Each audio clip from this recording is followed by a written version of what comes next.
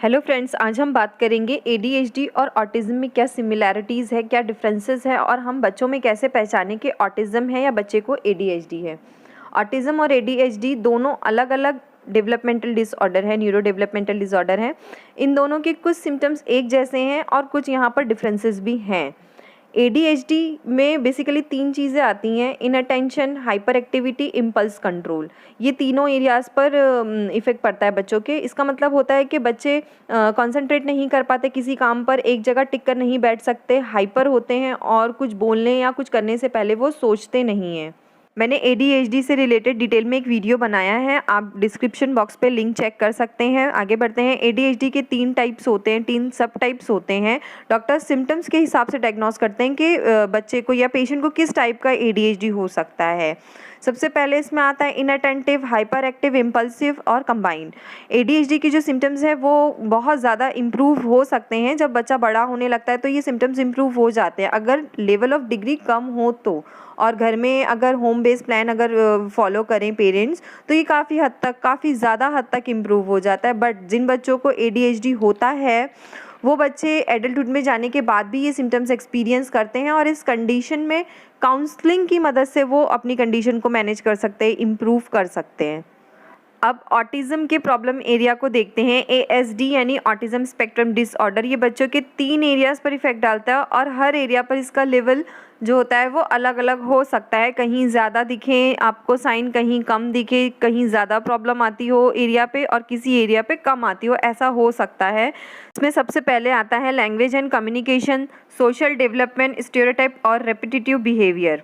Language की बात करें तो इनकी स्पीच डिले होती है, यानी देर से बोलना सीखते हैं, या फिर एको ले लिया यानी रिपीट करते हैं वर्ड को, फ्रेज को वो रिपीट करते हैं। सोशल डेवलपमेंट में आसपास की चीज़ों से, इन्वायरमेंट से बेखबर होते हैं। पुअर आई कांटेक्ट होता है, फ्रेंडशिप नहीं कर पाते, कन्वर्सेशन में वो पहल नहीं कर पाते। रेपिटेटिव मूवमेंट में आता है हैंड फ्लैपिंग, अनयूजुअल सी उनकी फिंगर की मूवमेंट होती है या फिर गोल गोल घूमते हैं।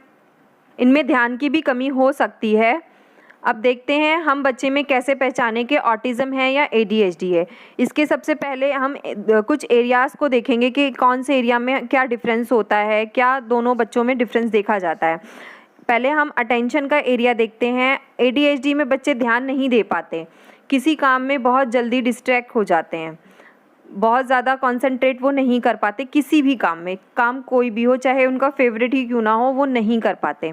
ऑटिज़म में बच्चों के इंटरेस्ट लिमिटेड होते हैं और जिस काम में उनको रुचि होती है, इंटरेस्ट होता है, वो आसानी से उसमें फोकस कर सकते हैं और वो बहुत इंजॉय करते हैं वो काम करने में।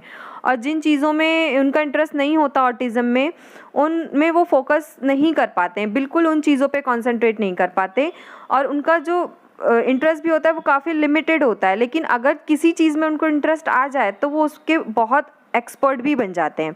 एक एडीएचडी चाइल्ड जो होता है वो किसी भी सब्जेक्ट के होमवर्क करने में बहुत ज़्यादा कोताही दिखाएगा, कोई भी सब्जेक्ट में वो बिल्कुल भी इंटरेस्ट नहीं दिखाएगा। लेकिन ऑटिस्टिक बच्चों में ऐसा नहीं देखा जाता। एक ऑटिस्टिक चाइल्ड का अगर कोई फेवरेट टॉपिक है तो उसमें उसका लेवल ऑफ फोकस बहुत ज़्यादा हाई होता है, लेकिन वो दूसरे सब्जेक्ट में जो उसको बिल्कुल पसंद नहीं है उसमें फोकस नहीं कर पाते, बिल्कुल ध्यान नहीं दे पाते। कम्युनिकेशन का एरिया देखते हैं। कम्युनिकेशन से रिलेटेड डिफ़िकल्टीज़ दोनों कंडीशंस में आती है, ऑटिज़म में भी आती है और एडीएचडी बच्चों में भी आती है, लेकिन इसका तरीका अलग अलग होता है। एडीएचडी में बच्चों में ये जो डिफ़िकल्टीज़ आती है बिल्कुल अलग होती है ऑटिज़म से। एडीएचडी के बच्चे लगातार बोलते रहते हैं और वो कुछ भी बोलते हैं, ये सोचे समझे बिना बोलते हैं कि दूसरों पर इसका असर क्या पड़ेगा, और बीच बीच में बोलते हैं, दूसरों की बात काट कर बोलते हैं। लेकिन ऑटिज़म में ये डिफ़िकल्टीज़ का तरीका अलग होता है। ऑटिस्टिक जो बच्चे होते हैं वो अपने इमोशंस और थॉट को एक्सप्रेस नहीं कर पाते, जेस्चर का यूज़ नहीं कर पाते, आई कांटेक्ट उनका पुअर होता है और वो वही टॉपिक पर बोलना पसंद करते हैं जो उनको पसंद होता है, जिसमें उनका इंटरेस्ट होता है। सोशल इंटरेक्शन को वो अवॉइड करते हैं, किसी से बात करने में पहल भी नहीं करते। अब इसमें हम कैसे पहचानेंगे कि बच्चे को एडीएचडी है या ऑटिज़म है? ये एकदम क्लियर डिफरेंस है यहाँ पर। एडीएचडी के जो बच्चे होते हैं वो क्वेश्चन अगर हम उनसे पूछें तो क्वेश्चन को ख़त्म होने से पहले ही उसका आंसर देते हैं। लेकिन ऑटिस्टिक बच्चा वही क्वेश्चन रिपीट करता है, आप क्वेश्चन पूछोगे वो वैसे ही क्वेश्चन रिपीट कर देगा। आप उनसे पूछोगे खाना खा लिया, तो वो ये रिपीट करेगा खाना खा लिया, वो जवाब नहीं देगा कि मैंने खाया या नहीं खाया। इस तरह की डिफ़िकल्टीज़ आती है, ये बहुत बड़ा डिफरेंस है। और ऑटिस्टिक बच्चों जो होते हैं वो वर्ड को प्रॉपरली यूज़ नहीं कर पाते। आगे रूटीन और स्ट्रक्चर की बात करें तो एक ही तरह के रूटीन से ADHD बच्चे बहुत जल्दी बोर हो जाते हैं। उनको बहुत सारे ऑप्शन चाहिए, उनको बहुत सारी वैरायटी चाहिए, बहुत सारे अलग अलग खेल खेलना चाहते हैं। एक टॉय से भी नहीं खेल पाते, वो एक टॉय से खेलेंगे फिर दूसरे फिर तीसरे, बहुत जल्दी शिफ्ट करते हैं। और ऑटिस्टिक चाइल्ड को एक ही तरह का रूटीन पसंद होता है, वो एक ही रूटीन और एक ही स्ट्रक्चर पर एकदम स्टिक रहना चाहते हैं। फॉर एग्ज़ाम्पल ऑटिस्टिक चाइल्ड एक ही सेम बुक बार बार पढ़ता है और वो ही बुक को पसंद करता है पढ़ना, और एक ही पोएम को सुनना पसंद करता है। आप अगर उनके सामने दूसरी कोई पोएम पढ़ेंगे तो वो बहुत ज़्यादा इरिटेट हो जाते हैं। एक ही तरह का वो खाना खाना पसंद करते हैं, कलर और टेक्सचर पर बिल्कुल फिक्स रहते हैं। सपोज़ अगर पतली दाल खाते हैं तो एक दिन की पानी अगर कम हो जाता है खाने में तो वो नहीं खाते हैं, अगर कलर चेंज होगा तो भी वो नहीं खाएंगे। यानी उनको एक ही तरह की चीज़ें पसंद होती हैं, एक तरह के ही इन्वायरमेंट में कंफर्टेबल रहते हैं। रूटीन में अगर चेंजेस होती है तो वो बहुत ज़्यादा अपसेट और इरिटेट हो जाते हैं। ADHD और ऑटिज्म के कुछ सिम्टम्स ओवरलैप हो जाते हैं और कन्फ्यूज़न क्रिएट करते हैं ADHD है या फिर ऑटिज्म है, और बहुत से बच्चों में ये दोनों चीज़ें एक साथ होती हैं। इन दोनों के ट्रीटमेंट भी एक ही जैसे हैं, बिहेवियरल थेरेपी और मेडिकेशन इनके ट्रीटमेंट में आते हैं। और बिहेवियरल थेरेपी छोटे बच्चों के लिए दोनों चीज़ों में, दोनों कंडीशंस में काफ़ी हेल्पफुल होती है।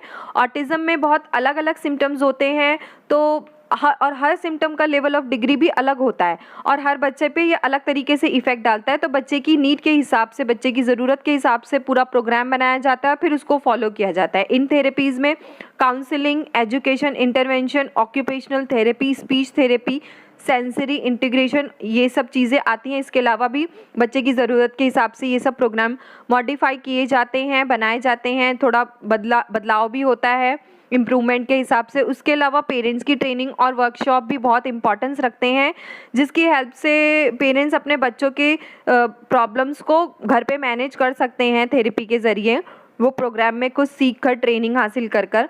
ऑटिज़म और ADHD दोनों सेपरेट कंडीशन है, इनके कुछ लक्षण एक जैसे हैं, सिर्फ इन दोनों ही कंडीशन का कोई पूरी तरीके से इलाज नहीं है, सिर्फ इसको मैनेज किया जा सकता है, प्रॉब्लम को थोड़ा सा कम किया जा सकता है। और कॉम्बिनेशन ऑफ थेरेपीज़ और मेडिकेशन से बच्चों को काफ़ी हेल्प होती है। और जहाँ प्रॉब्लम एरियाज़ हैं, जहाँ डिफ़िकल्टीज़ है बच्चे फेस करते हैं, वहाँ सिर्फ प्रोग्रेस हो सकती है, ये ख़त्म नहीं हो सकता।